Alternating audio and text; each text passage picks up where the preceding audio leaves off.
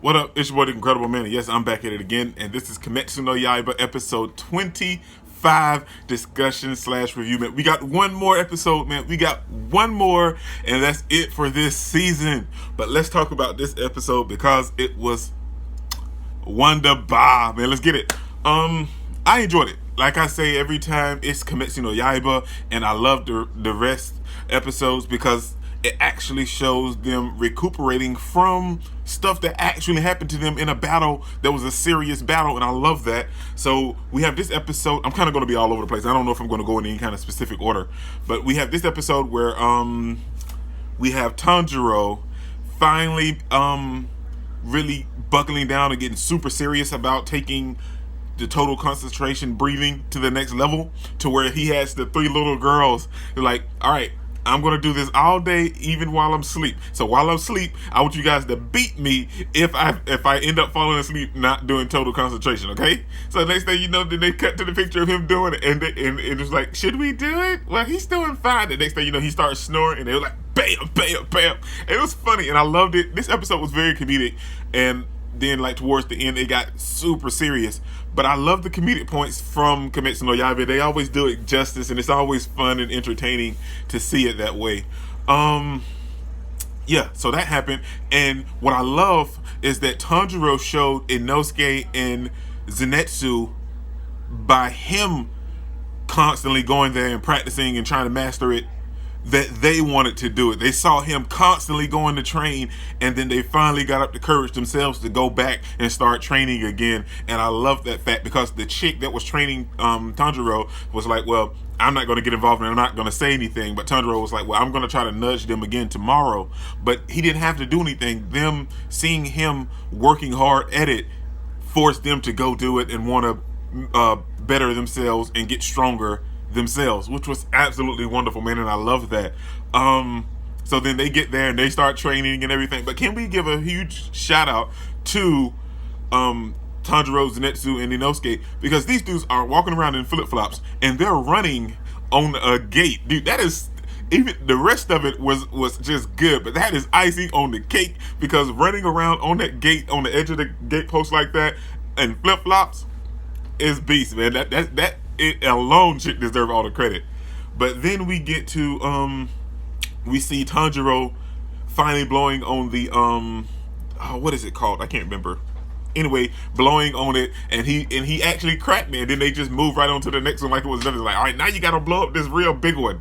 So seeing him actually pretty much master the total concentration all the time, this episode was absolutely glorious, and I love that. So I don't know what's going to happen next week, because we got teased at the end with something huge and major. So I would love to see next week, since it's being the final episode, really go out with a really big bang, man.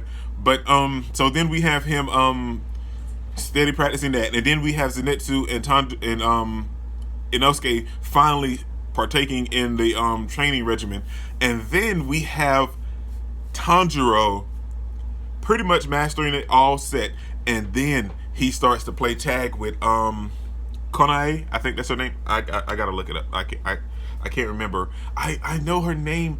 I want to call her Shinobu, but Shinobu's the other chick. Oh man. But anyway, Shinobu's other apprentice type sister, I think that's her name.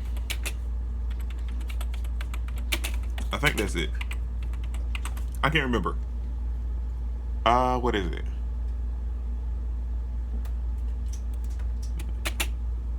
I don't know. Kanae. Okay, that's what it is. It's Kanae. Anyway, we get a nice, no, not Kanae. Wrong sister. No. Okay, I gotta try to find the other one. Anyway. Okay, Kanao. That's her name. I knew it was something like that. Anyway, so we see a backstory of Kanao with Kanae and Shinobu, and it was nice. And we see that Kanae went through some stuff, man. Her parents didn't want her. She was sold, and she had just given up. Let's just say she had given up completely, because she decided not to feel pain anymore, and she was just traumatized. And even to the point to when Shinobu and them saved her, and I love Shinobu, man. Like I was having problems with her like when we first seen her on screen, but like these past couple episodes, just seeing her and what she's about and how she does things, I'm absolutely in love with Shinobu, man. And I'm kind of loving Kanae and Tanjiro, but that's a different thing. And I like Kanao as well. All the sisters are just wonderful. They're just wonderful beings. So then we see like her whole backstory, and even when Shinobu saves her and they take her home and clean her up and everything, she still kind of does what she's told. And then Kanao gives her a coin to help her decide whenever she's feel like she can't make a decision on her own. She gets a coin, and we saw her flip this coin when she was looking at Tanjiro, when Tanjiro almost grabbed her hand the very first time when he was still training. So then we kind of see like in the flashback where Kanao tells Kanae that if you ever find yourself in love with a boy, just flip this coin. So then they pan back and show us in the present where she's looking at Tanjiro, then they zoom in on Tanjiro from the side. It was very, very nice. And now I kind of want them together. I kind of want them together now that they tease me with it, and I'm hoping it comes true. So then we have Zenitsu and Tanjiro and everyone's training, and then we have Mr. Hana. Oh, I can't remember his name. Anyway, the sword guy. And he comes and he's bringing Tanjiro his sword, and I love the part where Tanjiro and Inosuke find out that their swords are coming. They're just so happy and chipper, and they're racing out the door and everything. And then we get introduced to another sword guy, which is the one that made Inosuke's sword, and they're both just mad because they didn't take care of the swords. And then Inosuke's sword, he's finally has some hilts to it and everything. And the dude was like, "Well, do you like the swords, Inosuke?" He was like, Then he took it and put more chips in it, like how it was when he first got it. The dude was so pissed off that he did it. Like why are you destroying this sword? So it was a bunch of comedy, and I loved having the comedy in Kimetsu no Yaiba. And then we get to the part where I absolutely enjoyed it, where we see Tanjiro completing every task and beating Kanae in every part of the training regimen. And he didn't even dump the tea on her. He sat it on her head because like, I don't want to pour the tea on her.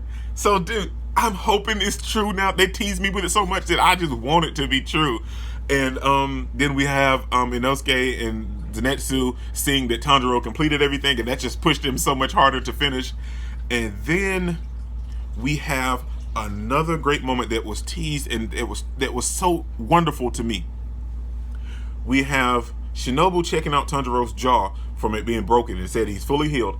And then we have Tanjiro asking her about fire breathing form, and she was like, "Well, I don't know anything about fire breathing form." And he kept asking her questions and stuff and telling her that that's what his dad used to use. But she was like, "I know one thing, that is not called fire breathing; it's called flame breathing, and they hate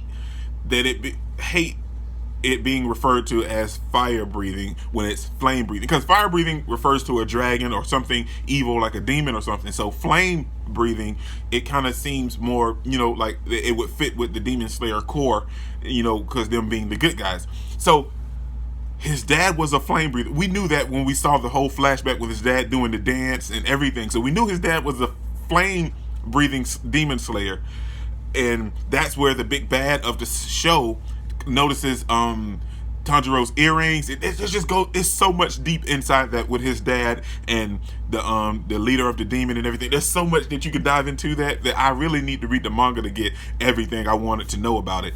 But that this episode was absolutely nice, and I loved it. They teased that because everybody wanted to know more about it, but they only teased a little bit. And Shinobu told him that he has to talk to the flame breathing Hashira to find out more about it. So hopefully when the season 2 comes, we can find out more about flame breathing. And then it's teased us with this demon on the train, and he has like 4 or 5 eyes maybe, and I'm assuming I'm thinking he's one of the 12 demon moon. But if he's not, he's a super strong demon that I'm super excited. And then we got the red flowers that they did a screen right when we see that part. But that's all that happened in this episode, man. This is your boy Dick Incredible. Don't forget to smash that like button till you can't smash it anymore. Comment down below, and I'll be sure to respond to each and every one of them. And subscribe, but only if you really want to, man. And remember that anime matters, anime is greatness, and anime is life, man. Peace out.